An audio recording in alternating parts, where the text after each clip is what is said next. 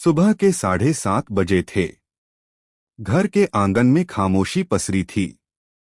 चिड़िया चहचहा रही थीं, पर उस घर के बुजुर्ग पिता हरिदत्त जी खामोश थे। हरिदत्त जी की उम्र कोई 75 के आसपास रही होगी। सफेद बाल, आंखों में हल्का धुंधलापन और चलने के लिए एक पुरानी सी छड़ी। कभी ये आंगन बच्चों की किलकारियों से गूंजा करता था, पर आज उसमें सिर्फ एक पुराना रेडियो बजता था, धीमी आवाज में पुराने गीत। उनका बेटा राघव शहर में नौकरी करता था। पहले रोज फोन करता था, फिर हर 2 दिन में, फिर हफ्ते में एक बार। अब तो कभी कभी ही कॉल आता। आज सुबह राघव अचानक घर आ पहुंचा। पापा, चलिए थोड़ी ड्राइव पर चलते हैं, राघव ने कहा। अब क्या घूमना बेटा? अरे बस पापा, एक छोटी सी जगह है, आपको पसंद आएगी। पिता मुस्कराए, चुपचाप तैयार हो गए।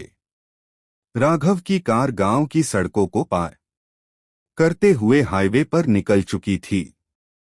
हरिदत्त जी खिड़की से बाहर देख रहे थे। खेत, कुएं, पेड़ सब पीछे छूटते जा रहे थे। उन्होंने चुपचाप पूछा, राघव, कहाँ ले जा रहा है तू मुझे? बस पापा, थोड़ी देर में पहुंच जाएंगे।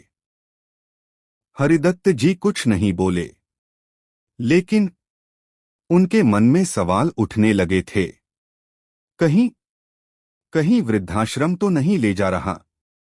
उनकी आंखें नम हो गईं, पर चेहरे पर कोई शिकन नहीं, क्योंकि अब उम्र ने उन्हें भावनाओं को छुपाना सिखा दिया था। अनजान मोड़। 2 घंटे की यात्रा के बाद कार एक हरे भरे इलाके में आकर रुकी। कहीं आसपास कोई इमारत नहीं थी, बस एक छोटा सा रास्ता जो पेड़ों के बीच से होकर कहीं जाता था। राघव ने गाड़ी से उतरते हुए कहा, आइए पापा, थोड़ा चलना पड़ेगा।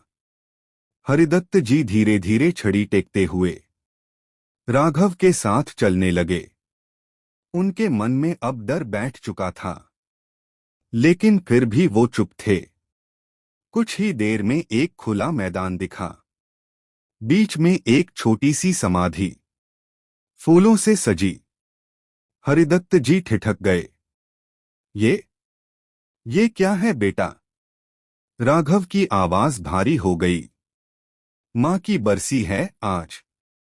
मैं चाहता था आप उन्हें वहां जाकर याद करें, जहां वो आखिरी बार आपसे मिलने आई थीं।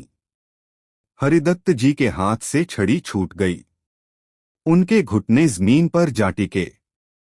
आंखों से बहते आंसू रुक ही नहीं रहे थे। मैंने तो सोचा था तू मुझे वृद्धाश्रम छोड़ने लाया है, लेकिन तू तो मुझे मेरी सुध लेने लाया है। वहां बैठकर हरिदत्त जी ने वो सब याद किया जो जीवन की भागदौड़ में पीछे छूट गया था। कैसे उन्होंने राघव को पढ़ाया, उसके लिए नई किताबें खरीदी, खुद फटे कुर्ते में घूमे, पर बेटे की जरूरतें कभी अधूरी नहीं रहने दी। कैसे पत्नी के जाने के बाद उन्होंने अकेले घर को संभाला। बेटा, मैंने कभी नहीं कहा, लेकिन मां के जाने के बाद बहुत टूट गया था। मैं तुझे बोझ नहीं बनना चाहता था। राघव ने पिता का हाथ थामा।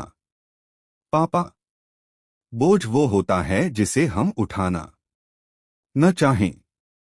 आप तो मेरा सहारा हो। अब मैं चाहता हूं आप हमारे साथ रहें हमेशा। हरिदत्त जी ने राघव की आंखों में देखा वही भरोसा था जो बचपन में देखा करते थे। अगले दृश्य में घर के आंगन में फिर से रौनक थी। हरिदत्त जी अब पोती को कहानियां सुला रहे थे। बहू उनके लिए गर्म चाय लेकर आई। राघव बालकनी में खड़ा उन्हें देख रहा था। पापा, घर कैसा लग रहा है? अब घर जैसा लग रहा है, बेटा। रेडियो फिर से बज रहा था। इस बार आवाज थोड़ी तेज थी। गाना था, बाबुल की दुआएं लेती जा। रिश्ते अक्सर शब्दों के मोहताज नहीं होते, बस वक्त पर निभाए जाएं तो उम्र भर साथ चलते हैं।